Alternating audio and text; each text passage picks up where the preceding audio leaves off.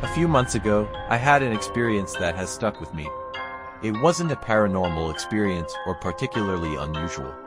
In fact, it was rather mundane, but the effect it's had on my mental state is comparable to that of a nightmare. The difference being that nightmares terrify through rationality and symbols. This experience was grounded in plain, everyday reality. On the surface, there was really nothing scary about it all, but underneath is where the dread resides. It was an early weekday evening and I had decided to go out for groceries.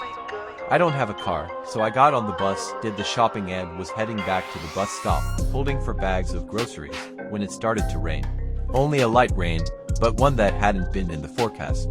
People were still getting off work at the time, so quite a few were already waiting at the stop when I got there. The bus arrived on time, but it was packed.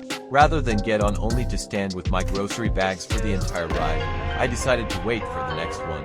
But because sitting around makes me restless, I left the bus shelter and started walking down the street towards the next stop. I had my earphones in. Music was playing. It was nice despite the rain. The music drowned out the noise of the street. The darkness was soothing. I passed one stop and kept walking. Suddenly the rain started coming down harder, and I picked up the pace, hoping to get to the next bus shelter before I got drenched. There was a little plaza up ahead, and a few cars had lined up to turn from it onto the street, but the first had inched too far forward and was blocking the sidewalk. It was a gray SUV with tinted rear windows, and as far as I could tell there was only the driver inside. I could see him looking at me. I looked at him too. He was in his 50s, gray-haired and wearing a baseball cap. I figured he was feeling bad for blocking my way. As I got level with him, I saw his driver's side window slide down, and he said something to me that I didn't hear because of my earphones.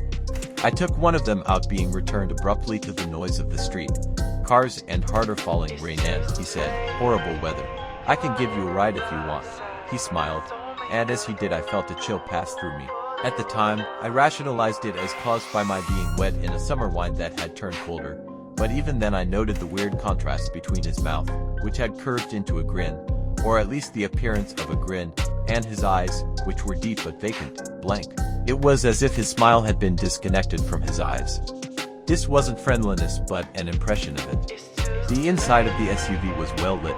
Beside the man I saw the passenger seat covered in a clear plastic, on which rested what looked like a toolbox.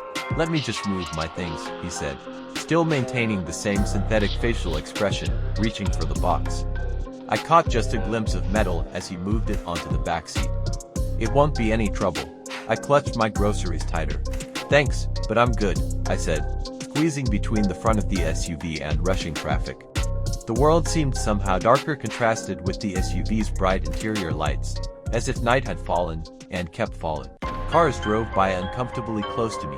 Looking inside the SUV as I passed, I noted that it was impeccably clean for a vehicle carrying tools, although the toolbox itself had also been clean and used, perhaps.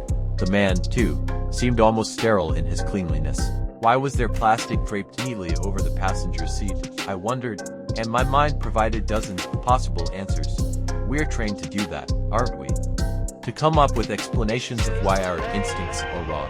Don't judge a book by its cover. Give people the benefit of the doubt. Guard against bias. Guard against stereotypes. "If you were a woman, would I still be scared?" my mind asked. "No," was the answer. My heart beat in tune with the precipitation and the music still playing in one of my ears. Thump, thump, thump, went the SUV's windshield wipers. There was nothing ostensibly wrong with this pleasant-seeming man, who was merely doing good by offering me a ride home in the pouring rain, yet instinct told me, "Don't get in the SUV. Keep walking and don't look back." "You sure?" he asked. "Thanks, I'm good," I said, soaked by now and barely registering any sound except the blood coursing through me. "No worries, friend." The words blended with the rain. I walked a dozen long steps, looked back and saw that he had turned his head to look at me through the passenger side window. Traffic was heavy and he was still waiting to make his turn.